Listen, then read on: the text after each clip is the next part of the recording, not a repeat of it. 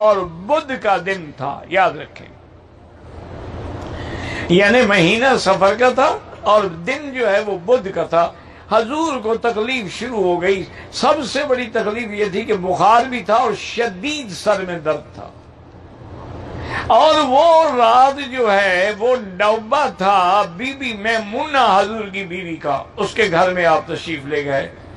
اس بیماری میں بھی حضور عدل فرماتے رہے کہ آپ فرماتے میری چارپائی لے جاؤ جس بیوی کے گھر میں نے آج جانا ہے، یعنی یہ عدل تھا اللہ کے پیغمبر کا کہ اتنی شدید بیماری کے باوجود فرماتے کہ بھی کل کس کی باری ہے، انہوں نے کہا جی فرمایا اس کے گھر میں پھر میری چارپائی لے جانا۔ لیکن حضور کی تمنا یہ تھی کہ میری یہ تکلیف کے دن جو ہیں یہ زیادہ سے زیادہ بی بی عائشہ کے گھر میں گزریں۔ تو امہات المومنین بھی سمجھ گئیں، انہوں نے سب نے اکٹھے ہو کے عرض کیا کہ حضور ہم خوشی سے آپ کو اجازت دیتے ہیں، آپ بی بی عائشہ کے گھر میں قیام فرما لیں۔ اب مستقل حضور بی بی عائشہ کے گھر میں تشریف لے آئے صلی اللہ علیہ وعلا آلہ وصحبہ وسلم تسلیما کثیرا کثیرا۔ حضور پاک نے یاد رکھیں کہ جمعہ رات کو مغرب کی نماز مسجد میں خود پڑھائی اور اس میں سورۃ والمرسلات کی تلاوت کی، اور لوگ بڑے مطمئن ہو گئے کہ شکر ہے اللہ کے کہ حضور کی طبیعت سنبھل گئی ہے۔ لیکن جب حضور واپس گھر میں تشریف لے گئے شدید تکلیف بڑھ گئی۔ اب عشاء کی نماز کا وقت ہوا، حضور مشکیدہ پانی کا اپنے اوپر ڈلواتے اور پوچھتے اصل الناس، لوگوں نے نماز پڑھ لی؟ حضور کو اس وقت بھی نماز کا فکر تھا۔ بی بی نے کہا ہم ینتظرونک یا رسول اللہ، وہ تو آپ کے انتظار میں بیٹھے ہوئے۔ پھر حضور پریشی آ جاتی، پھر پانی ڈالا جاتا، پھر پوچھتے اصل الناس، لوگوں نے نماز پڑھا دی؟ پڑھ لی ہے؟ انہوں نے کہا نہیں حضور ینتظرونک۔ آخر میں حضور نے فرمایا مروا ابا بکر فلیصلی بالناس، ابو بکر کو حکم دو کہ نماز پڑھائے۔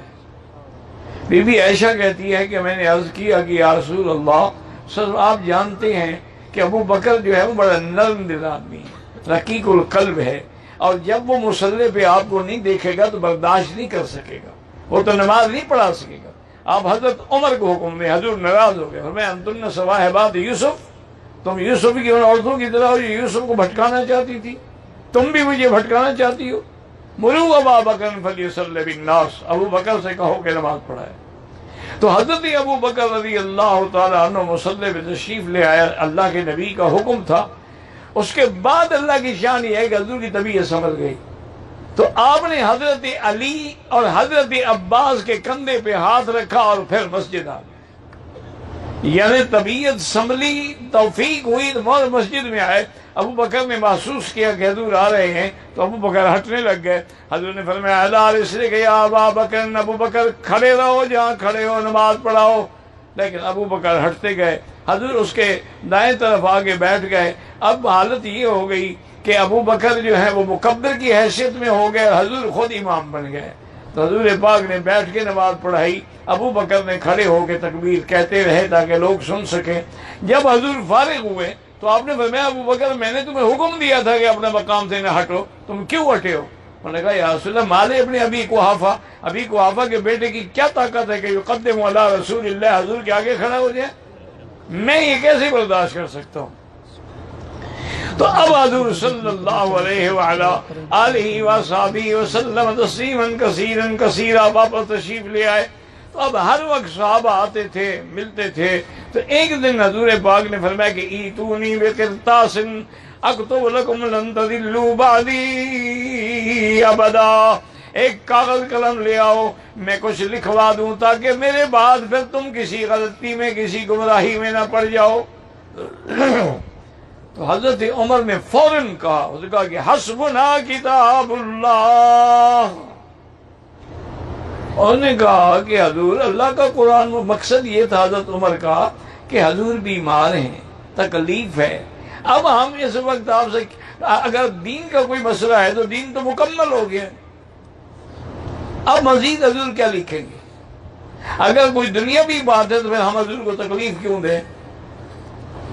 اسی کو روافض نے اور شیعہ نے بڑا مسئلہ قرطاس بنا کے لوگوں کو گمراہ کیا ہے کہ حضور حضرت علی کی خلافت لکھنا چاہتے تھے لیکن عمر نے نہیں لکھنے دی۔ انہوں نے اس مسئلے پر بڑے بڑے مناظرے بھی ہوئے، بڑی بڑی انہوں نے کتابیں بھی لکھی ہیں جو جھوٹ کا پلندہ ہے، جن میں کوئی حقیقت نہیں ہے۔ پہلی بات تو یاد رکھیں یہ ہے کہ اگر حضور نے فرمایا کاغذ قلم لے آؤ تو یہ کاتب کا کام ہوتا ہے لے آئے یا دوسرے کا کام ہوتا ہے؟ تو کاتب تو حضرت علی تھے، حضرت علی نہیں لے آئے، پھر تو جرم ان کا ہے، تو عمر کا کیا قصور ہے؟ حضرت عمر کاتب تو نہیں تھے، حضور کے کاتب تو حضرت علی تھے۔ پھر اس واقعے کے بعد حضور 4 دن زندہ رہے، تو 4 دن میں کسی وقت حضرت علی آگے لکھوا لیتے، لیکن یہ کہنا کہ جی حضرت علی ڈر گئے تو پھر مشکل کشا کیسے ہوئے؟ مشکل کشا بھی ڈر جاتا ہے۔ تو یہ اصل بات یہ نہیں، اصل بات یہ ہے کہ حضرت عمر ایک دفعہ تورات دیکھ رہے تھے کہ حضور ناراض ہو گئے، اور حضور نے فرمایا تھا کہ عمر لو کان موسیٰ حیا لما وسعہ الا اتباعی، اگر آج موسیٰ بھی زندہ ہوتے تو میری اتباع کرتے، تم قرآن کے ہوتے ہوئے تورات پڑھ رہے۔